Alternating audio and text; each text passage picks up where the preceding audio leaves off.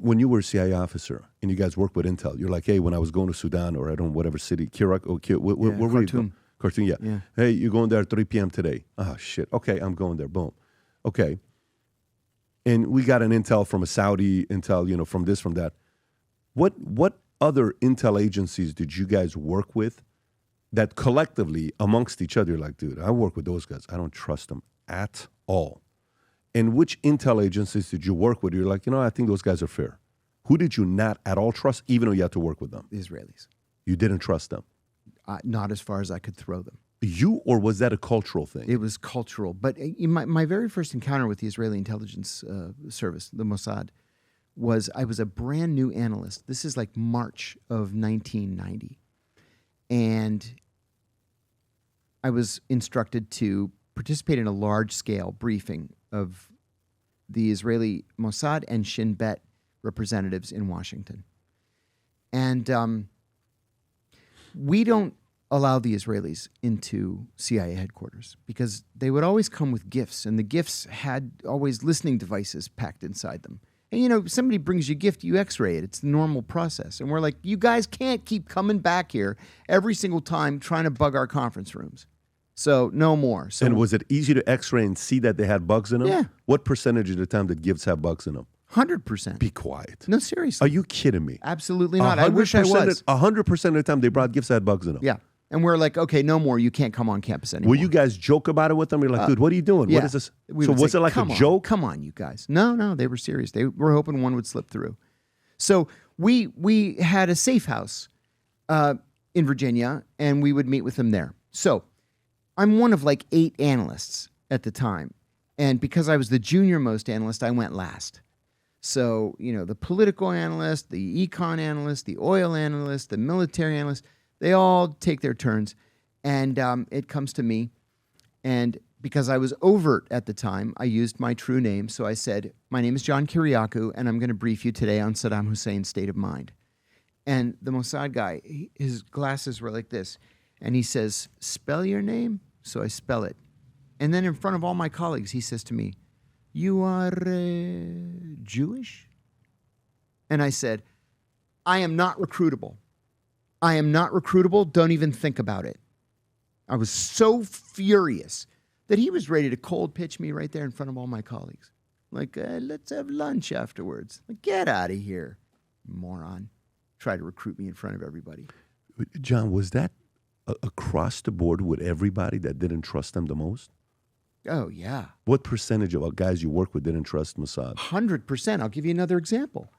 So when I went on a tour to Bahrain, the guy I sat next to at headquarters and his wife went on a tour to Jerusalem. They were absolutely lovely people. Husband and wife tandem team. They were declared to the Israelis. So the Israelis knew that they were CIA officers, and they went to Jerusalem for a 2-year assignment not to work against the Israelis. We don't work against the Israelis. So when they arrived, the chief took them to Mossad and said, you already know them, but now they're going to be here for 2 years. She's going to work on Palestinian issues, and he's going to take Arabic classes at the university. Easy. So they're there for a few weeks. The ambassador has a welcome party for them, and they go back to their house after the party, and all the living room furniture had been rearranged while they were gone. And they're like, okay, the Israelis break into the house. We get it. It's your country. All right. You don't have to be jerks about it. That December, they go to a Christmas party at the ambassador's residence. And when they get back to the house, people had taken shits in all their toilets and left it unflushed. Yeah. What? Yeah. Why? It's just an intimidation thing. They do their 2 years there. The ambassador has a going away party for them.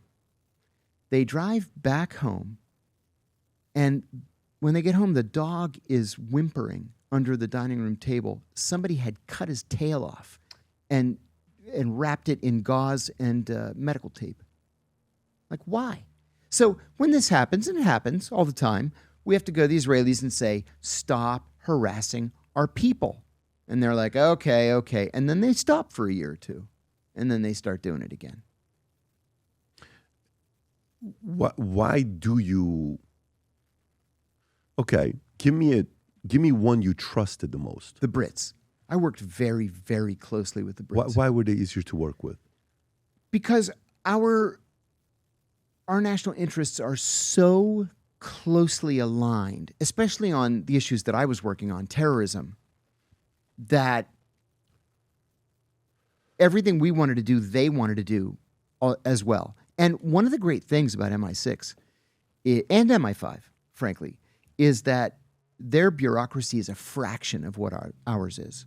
And so let's say I want to do something against Hezbollah. It's going to take 6 months of paperwork for 5 different layers to approve. The Brits want to do something against Hezbollah. They just go out and do it. And then they'll call us and say, hey, we're going to do this thing against Hezbollah. You went in? I say, heck yeah, I went in. They fly out to London and, implement it together. So I worked closely with them in different countries all around the world. Who would you put second on who you guys didn't trust? Didn't trust? Behind Israel. Well, you can't trust, obviously, the Russians, the Chinese, the Iranians, the Cubans, the usual cast of characters. I will say I had a serious problem with the French. Yeah. Why? The French? They're just dicks. We in the 90s, we had this period where we were forbidden from transiting Charles de Gaulle Airport because laptops had just become a thing in the 90s, right? And so a lot of us had work laptops that were double, triple secured. They were tempested. You couldn't break into them. And so you transit through Paris and you have a diplomatic passport and they say, okay, you come into secondary and they take the laptop and they say, open up the laptop. And you say, no, I'm a diplomat on a diplomatic passport. The laptop is the property of the U.S. government. Well, they used to have this spike, like a railroad spike in a piece of wood, and they would take the laptop and slam it down on the spike and destroy the hard drive and then give you your laptop back. It's like, why? We're supposed to be allies. What are you doing? Didn't France help Israel get nuked? Or what's the relationship between France and nukes? That's the rumor, yeah. The rumor is it was the French and the South Africans that worked with them. Yes. So, okay. So do you trust Russia's intel agency more than you trust Israel? No, I don't trust either one of them. I will say that both of them are outstanding services, but I think the Israelis are probably the best in the world. And is that an element of how dirty they are, or is that an element of envy that they're actually better than us in intel? It's a combination of the two. I'll give you an example, Patrick. This thing with the pagers last year. Oh my God. What can you imagine the complexity of an operation like that, where you have to control literally every step of the way from production through the supply chain. Insane. It's insane. That's insane. I got a call from a Russian TV network the next day, and they said, would you come on and talk about this pager operation? I said, sure. And they said, it's a war crime, right? And I said, it might be, because they were innocent people. But I said, it was friggin' brilliant. I said, I can tell you, even after 15 years at the CIA, nobody at the CIA would have come up with an operation that was this incredible and outside the box. Deep respect to the Israelis. Whether it was legal or illegal, deep respect. Well, yeah, but can't you say it was a war crime or a crime against humanity? And I said, no, I'm not going to say that. I'm going to say somebody at Mossad's getting promoted today because that's the most incredible operation I've ever seen in my life. Kudos to them.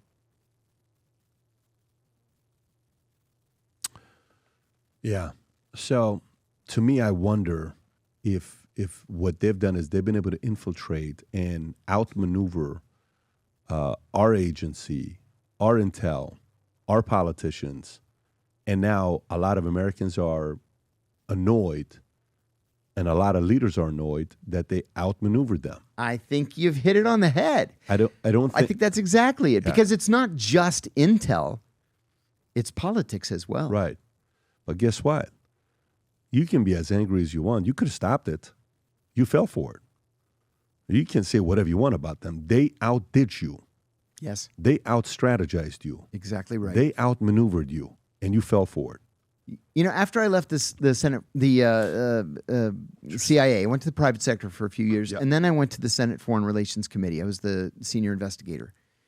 And I was on the job for like 3 days. And these two lobbyists come to the office, and this would happen all the time. You know, lobbyists come in for, you know, whatever, international shipping or whatever. These guys were from APAC. Congratulations on your new position. I said, oh, thank you very much. We would like to offer you an all expenses paid trip to the Holy Land.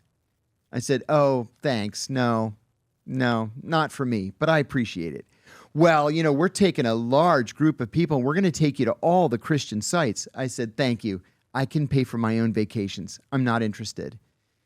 And, you know, I'd always heard that they did things like that.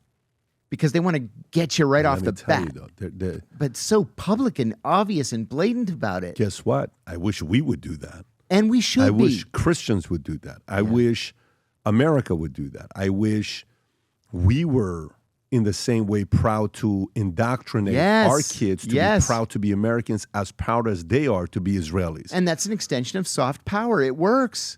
You know who else does that? Muslims do that. Yeah, very much. They're very good at indoctrinating and getting the mindset. Yes. They shape the mindset so well. America's gotten so soft in shaping a mindset because of how divided they are. One side is proud to be an American. The other side is constantly talking about the level of proudness in other countries are higher than ours. And you saw some of the data that came out from Pew Research. Just this week. That's right, yeah. Yeah. Yeah, you're seeing that kind of stuff happening. Hi, everybody. I'm John Kiriakou, former CIA officer.